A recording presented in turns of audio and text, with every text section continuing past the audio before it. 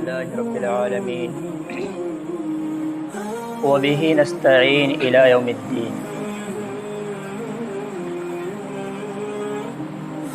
أما بعد فأعوذ بالله من الشيطان الرجيم. بسم الله الرحمن الرحيم. في رسول الله أسوة حسنة. صدق الله العظيم. وقال النبي صلى الله عليه وسلم: لا يؤمن أحدكم حتى يكون هواه تبعا لما جئت به، أو كما قال عليه الصلاة والسلام.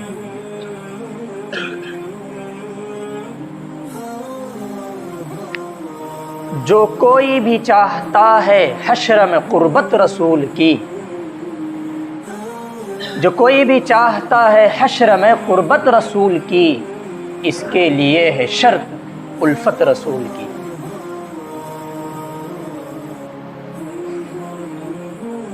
جیسا کہ آپ حضرات کو معلوم ہے کہ یہ ماہ ربیع الاول ہے. اس ماہ کو نبی اکرم صلی اللہ علیہ وسلم کے ذات کے ساتھ ایک خاص تعلق ہے، دو طرح سے. سب سے پہلی چیز کہ اللہ کے نبی محمد عربی صلی اللہ علیہ وسلم کی ولادت سعادت اسی مہینے میں ہوئی، اور ان کی وفات جب وہ اس دنیا سے رخصت ہوئے، اللہ کے دربار میں گئے تو اسی مہینے میں گئے. تو یہ مہینہ کہیں نہ کہیں ہمیں اور آپ کو نبی کے ذات سے خصوصی تعلق کا پیغام دیتا ہے. ایک مسلمان کو نبی کی ذات سے کیا تعلق ہونا چاہیے، کیا رابطہ ہونا چاہیے؟ قرآن نے اس کا اعلان کیا ہے کہ پوری کامیابی کا مدار نبی کی ذات سے تعلق پر ہے. چاہے وہ دنیاوی کامیابی ہو، چاہے وہ اخروی کامیابی ہو، چاہے وہ تجارت اور معاش کی کامیابی ہو، چاہے وہ کاروبار کی کامیابی ہو، کسی بھی طرح کی کامیابی، تمام کامیابیوں کا مدار نبی اکرم صلی اللہ علیہ وسلم کی ذات پر منحصر ہے.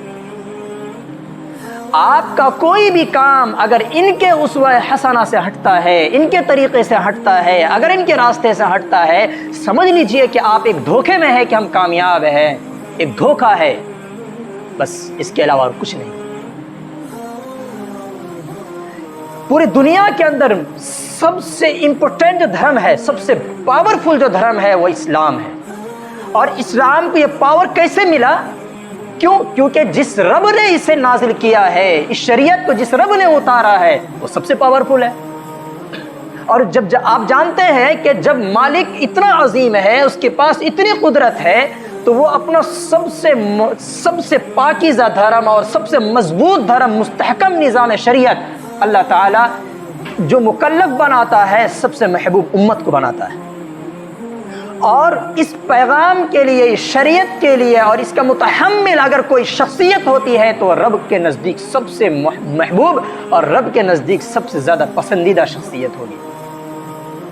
تو پوری دنیا کے اندر اسلام کو جو بھی پاور ملا ہے، پوری دنیا کے اندر اسلام کو جو بھی استحکام ملا ہے، پوری کائنات کے اندر اسلام کو اللہ تبارک و تعالی نے جو بلندی عطا فرمائی ہے، وہ یوں ہی عطا نہیں فرمائی، بلکہ اسے نبی اکرم صلی اللہ علیہ وسلم کے واسطے سے عطا فرمائی. زمین آسماں چاند سورج ستارے محمد نہ ہوتے تو کچھ بھی نہ ہوتا. کہ اس پوری کائنات کا وجود و بقا وہ نبی کی ذات پر ہے. تو جس چیز کا وجود و بقا ہو تو اس کی کامیابی بدرجہ اولا انہی کی ذات پر منحصر ہوگی. اللہ تبارک و تعالی نے جا بجا قرآن کے اندر ایک ایمان والے کو مخاطب کر کے فرمایا ہے کہ شریعت کے کسی بھی حکم کا اعتبار تمہارا اسی وقت ہوگا جب کہ وہ حکم رب کا ہو، طریقہ نبی کا ہو. جب دونوں باتیں میل کھائیں گی تب جا کر کے آپ کو اس شریعت پر عمل کرنے کا، اس نظام پر عمل کرنے کا ثواب بھی ملے گا، جزا بھی ملے گی، اور دونوں جہاں میں کامیابی کا سرٹیفکیٹ بھی ملے گا. اور جو ہی اس راستے سے ہٹے، جہاں بھی ہٹے، وہیں آپ ناکامی کے دلدل میں، ناکامی کی وادی میں داخل ہو گئے. علامہ ابو اللہ سمرقندی علیہ الرحمہ نے تنبیہ الغافلین کے اندر 3 طرح کی آیات کا ذکر کیا ہے کہ آیات قرآن میں 3 طرح کی ایسی ہیں کہ ان میں 2 جز کو اللہ تبارک و تعالی نے ایک ساتھ بیان فرمایا. سب سے پہلی آیت یا ایھا الذین آمنوا اطیعوا اللہ و اطیعوا الرسول، ضابطہ ہے کہ ایمان والو اللہ کی بات مانو، اور اللہ کی بات کیسے مانو گے؟ اس سے پہلے نبی کی بات مانو، اطیعوا اللہ و اطیعوا الرسول، نبی کی بات مانو۔ کہ اگر تم اللہ کی بات مانتے ہو لیکن طریقہ نبی کا نہیں ہے، نبی کی نہیں مانتے، سمجھ لو تمہارا کسی کام کا نہیں ہے۔ کیوں؟ اس لیے کہ ہم خود بذات، ہماری ذات اس صلاحیت کی مالک نہیں ہے کہ ہم اللہ تبارک و تعالیٰ کے کسی بھی حکم کو ڈائریکٹلی برداشت کر سکے، سہ سکے۔ اللہ تبارک و تعالیٰ نے وحی کے بار کو اٹھانے کی صلاحیت اس روئے زمین پر صرف حضور صلی اللہ علیہ وسلم کو عطا فرمائی، اور اس سے پہلے نبیوں کو۔ حضور کے بعد اور کوئی بھی راستہ ایسا نہیں ہے جس میں ہماری اور آپ کی کامیابی چھپی ہوئی ہو، اور جس میں ہم کسی بھی بات میں نبی کو چھوڑ کر کے ہم ڈائریکٹ اللہ تبارک و تعالیٰ کی کسی بھی حکم اور عمل کر لیں۔ ایک بھی مثال نہیں۔ تو پہلی طرح کی جو آیت ہے قرآن کے اندر وہ یہ ہے کہ بھائی اے ایمان والو اللہ کی بات مانو، اس کے رسول کی بات مانو۔ اور دوسری آیت ہے یا ایھا الذین آمنوا اقیموا الصلاۃ وآتوا الزکاۃ، کہ نماز ادا کرو اور زکوٰۃ بھی ادا کرو، نماز قائم کرو اور زکوٰۃ ادا کرو۔ اقامت صلاۃ کا صحیح مظہر اسی وقت سمجھا ہوگا اور اسی وقت مانا جائے گا جب کہ آپ ادائے زکوٰۃ کے بھی مکلف ہو، اس کو بھی ادا کرتے ہو۔ یہ دوسری طرح کی آیت ہے جس میں اللہ نے دو حکموں کے ایک ساتھ بیان فرمایا۔ اور تیسری آیت ہے قرآن نے 7 جگہ اپنی وحدانیت کا ذکر فرمایا ہے، اور اپنی وحدانیت کا ذکر کرنے کے بعد والدین کے ساتھ حسن سلوک کو ارشاد فرمایا۔ پہلے پارے میں ہے، 5ویں پارے میں ہے، 8ویں پارے میں ہے، 15ویں پارے میں ہے، 20ویں پارے میں ہے، 21ویں پارے میں ہے، 26ویں پارے میں ہے۔ ان مقامات پر اللہ تبارک و تعالیٰ نے سب سے پہلے اپنی وحدانیت کو بیان فرمایا، اس کے بعد والدین کے ساتھ حسن سلوک کو بیان فرمایا۔ تو اس میں ایک نقطہ مفسرین نے لکھا ہے کہ اللہ تبارک و تعالیٰ کی وحدانیت کا اقرار کرنا، اس کو ماننا انسانی فطرت میں ہے۔ جو بھی انسان اللہ تبارک و تعالیٰ کی وحدانیت کا اقرار نہیں کرتا، سمجھ لیجئے وہ ہیومن نیچر سے آؤٹ ہے، انسانی نیچر سے وہ ہٹا ہوا ہے، انسانی فطرت سے ہٹا ہوا ہے، فطرت انسانی سے ہٹا ہوا ہے۔ اور فطرت انسانی کا ایک اور مثال ہے، وہ یہ ہے کہ والدین کے ساتھ حسن سلوک۔ دنیا کا کوئی بھی دھرم یہ نہیں کہتا کہ والدین کے ساتھ حسن سلوک نہ کرو۔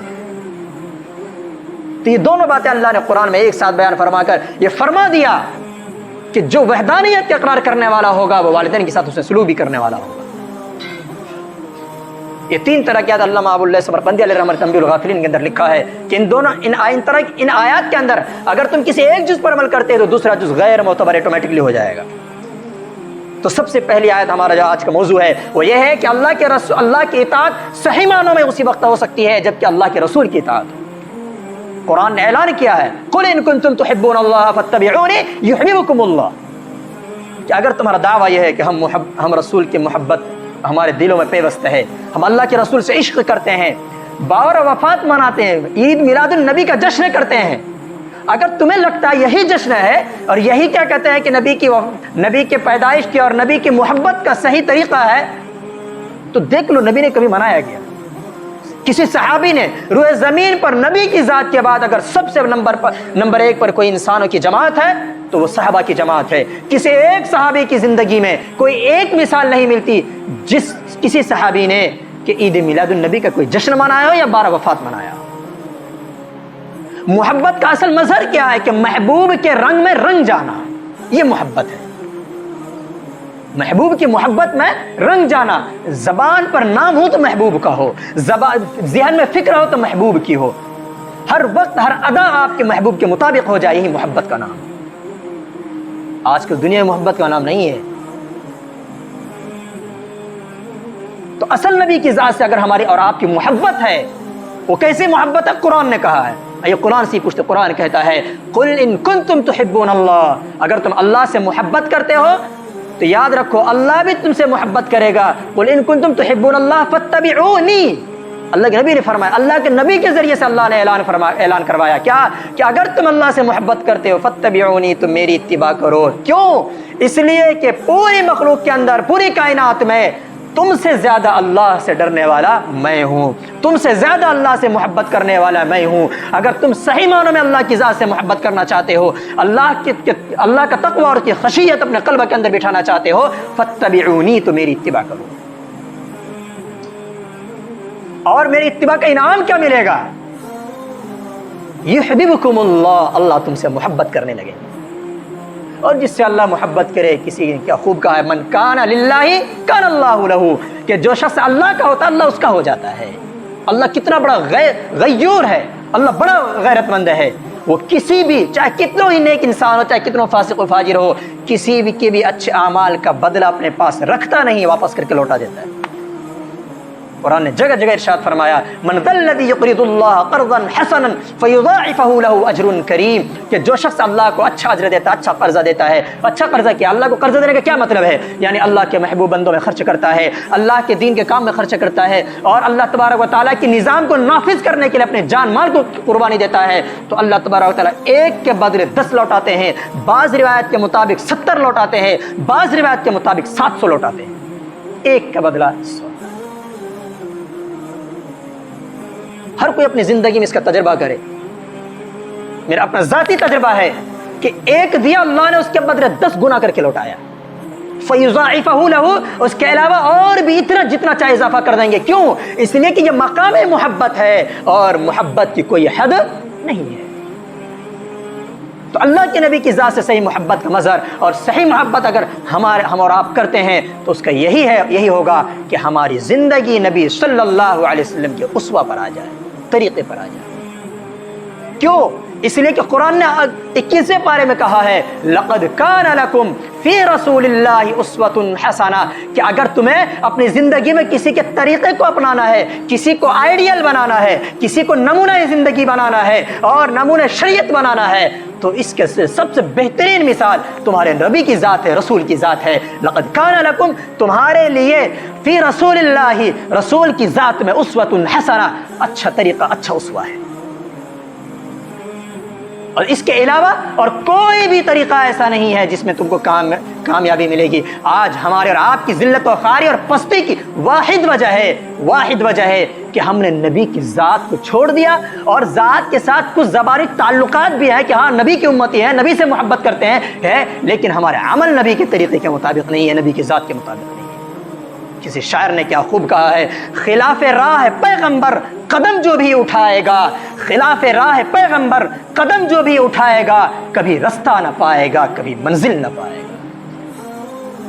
تو منزل اور راستہ پانا ہے دونوں جہاں کے اندر, سرخروئی پانی ہے, کامیابی پانی ہے. تو مجھے, آپ کو, ہم سب کو یہ دل میں بٹھا لینا چاہیے, یہ دماغ میں بٹھا لینا چاہیے کہ وہ ملے گی تو نبی کے طریقے میں ملے گی.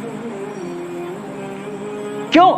اسی آیت کے اندر 3 پارے میں جو آیت ہے, قل ان کنتم تحبون اللہ فاتبعونی, کیا تم میری اتباع کرو, اگر تم اللہ سے محبت کرتے ہو تو میری اتباع کرو. یحببکم اللہ, اللہ تم سے محبت کرے گا. اور اللہ کی محبت کا مظہر کیا ہوگا؟ یغفر لکم ذنوبکم, کہ اللہ تمہارے گناہوں کو معاف فرما دے گا, اور وہ بڑا بخشنے والا مہربان ہے. اور جب بخشائے ہو جاؤ گے تو پھر ایسے لوگوں کے لیے اللہ نے وعدہ فرمایا, وعد اللہ الذین آمنوا وعملوا الصالحات ليستخلفنهم في الارض, کہ اللہ تبارک و تعالیٰ نے ایسے ایمان والوں کے لیے اعلان فرمایا ہے کہ ہم اسے دنیا کے اندر بادشاہت عطا فرمائیں گے, اسے دنیا کے اندر بلندی عطا فرمائیں گے, اسے دنیا کے اندر سرخروئی عطا فرمائیں گے, اسے دونوں جہاں میں کامیاب فرمائیں گے. اور انہی لوگوں کے لیے اللہ تبارک و تعالیٰ نے 30ویں پارے میں ارشاد فرمایا, الا الذين آمنوا وعملوا الصالحات اولئک هم خیر البریہ, کہ جو شخص اچھے اعمال کرے, ایمان لائے, اچھا عمل کرے, ایسے ہی لوگ پوری کائنات کے اندر سب سے بہترین لوگ ہیں, بہترین مخلوق ہے. اس کا بدلہ کیا ہوگا؟ جزاؤہم عند ربہم, کہ ان کا بدلہ ان کے رب کے نزدیک جنات عدن تجری من تحتها الانہار, ایسے باغات ہیں, ہمیشہ رہنے والے باغات ہیں جن کے نیچے نہریں جاری ہیں, اور یہ ایسا ان کو, اور وہ اس میں ہمیشہ رہیں گے, خالدین فیہا ابدا, اور اس میں ہمیشہ رہیں گے. اور یہ ہمیشگی کی دولت, اس سے بھی بڑا انعام, رضی اللہ عنہم ورضوا عنہ, کہ وہ لوگ اللہ سے راضی ہوں گے, اللہ ان سے راضی ہوں. اور یہ کس کے لیے ہے؟ پھر اشارتاً خلاصے کے طور پر اللہ نے آخری آیت کے آخری حصے میں فرمایا ذالک لمن خشی ربہ، کہ تمام چیزیں اس کے لیے ہے کہ جو اپنے رب سے ڈرتا، اور جو اپنے رب سے ڈرے گا وہ رب کے فرمان کو مانے گا، اور رب کا فرمان یہ ہے کہ اپنے رسول کی اتباع کرو، اپنے رسول کی بات مانو۔ اگر اس کی ذات سے ہٹو گے، اگر اس کے راستے سے ہٹو گے، کبھی رستہ نہ پاؤ گے، کبھی منزل نہ پاؤ گے۔ تو میرے محترم بزرگوں، دوستو، ہمارا اور آپ کا مقصد صرف دونوں جہاں کے اندر کامیابی ہے۔ چاہے آپ کچھ بھی کریں وہ آپ دلی سکون کے لیے ہی کرتے ہیں، وہ آپ کامیاب ہونے کے لیے ہی کرتے ہیں، آپ وہ سکون والی زندگی کے لیے ہی کرتے ہیں۔ شاعر کہتا ہے تمہارا بھی وہی مقصد ہماری بھی وہی منزل، تمہارا بھی وہی مقصد ہماری بھی وہی منزل، چلو پھر ساتھ مل کر یہ سفر طے کر لیا جائے۔ آئیے آج یہ ارادہ کرتے ہیں کہ آج کے بعد جب تک اس دنیا کے اندر ہم زندہ رہیں گے، نبی کے طریقے کے مطابق رہیں گے اور نبی کی سنتوں سے اپنی زندگی کو روشن کریں گے۔ اس کے طریقے کے بغیر ہمیں دونوں جہاں میں ذلت و رسوائی کے علاوہ کسی چیز کا سامنا نہیں ہوگا۔ یہ صرف ہمیں ایک دھوکہ لگا ہوا ہے کہ ہم داڑھی کاٹ لیں گے تو بس صورت لگیں گے، اگر ہم پینٹ پہن لیں گے تو خوبصورت لگیں گے، اگر ہم اسلامی لباس پہن لیں گے تو دقیانوس سمجھے جائیں گے۔ یہ ایک دھوکہ ہے۔ دنیا کسی کی وفادار نہیں ہے، دنیا کسی کا ہمدرد نہیں ہے، دنیا اس کا ہے جس کے پاس پاور ہے۔ پاور ختم، دوسرے کے پاس پاور آئے گا، وہ ایک ذلیل اور گھٹیا انسان سے کے علاوہ اس کی کوئی حیثیت نہیں رہ جائے گی۔ حیثیت صرف باقی رہتی ہے اس روئے زمین پر وہ اللہ کے ولیوں کی۔ کیوں؟ قرآن اس کے بارے میں اعلان کرتا ہے، الا الا سنو، الا ان اولیاء اللہ لا خوف علیہم ولا هم يحزنون، کہ وہ اللہ کے دوست ہیں کہ جن کے اوپر نہ خوف ہے نہ کوئی غمگین ہے، کسی بھی طرح کی کوئی مایوسی نہیں ہے۔ تو ہمیں اور آپ کو اللہ کو دوست بننا ہے، اور اللہ کا دوست بننے کے لیے اللہ کے محبوب کے طریقے کو اپنانا پڑے گا۔ اللہ تعالی ہم سب کو نبی کی سنتوں سے سچی پکی محبت عطا فرمائے، اور اپنی زندگی میں ان کے اسوہ کو اپنانے کی توفیق نصیب فرمائے، اور اس کے ذریعے سے ہماری نسلوں کو اللہ تبارک و تعالی کامیاب کرے۔ کیوں؟